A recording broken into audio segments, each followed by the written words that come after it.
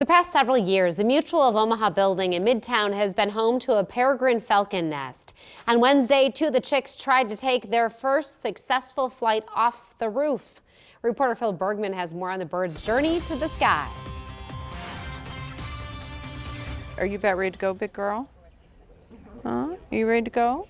Two falcons, Sierra and Orozco, have made an unlikely spot their home. The Mutual of Omaha building.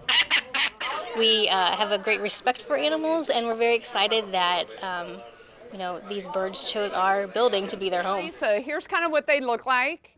This spring, they welcomed 4 chicks to the family. They were just hatched this year, a couple months ago. They grow very fast, very, very fast. Here in Nebraska, peregrine falcon nests can be found on top of the state capitol, the Woodman Tower, and right here at the Mutual of Omaha building.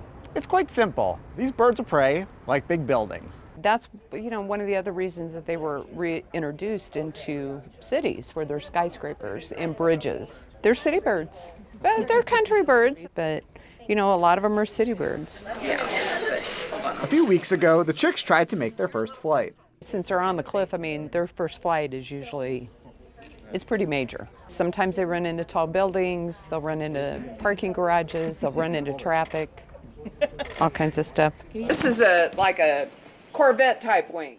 Unfortunately, the flight didn't go well for 3 of the chicks. Omaha native Saul Lopez was driving home from dinner when he saw the birds on the street. So I decided to go out and see if it needed help. It appeared to be injured, so I went ahead and got a towel, and then I put it into a box and called the Humane Society. In that situation, would you know what to do? It's like instinct kicks in. Perfect.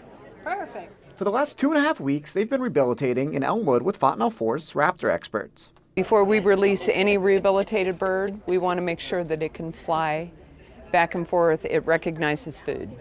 So these guys passed the test. And on Wednesday, it was time for the real thing. This is why we do it. So when we release any bird, whether it be a peregrine or an eagle or a screech owl, it's a celebration. That's where they belong. Reporting in Omaha, Phil Bergman, 3 News Now. A third chick wasn't yet ready to fly. The male baby falcon is named Fowler after Wild Kingdom host Jim Fowler. The female bird hasn't yet been named.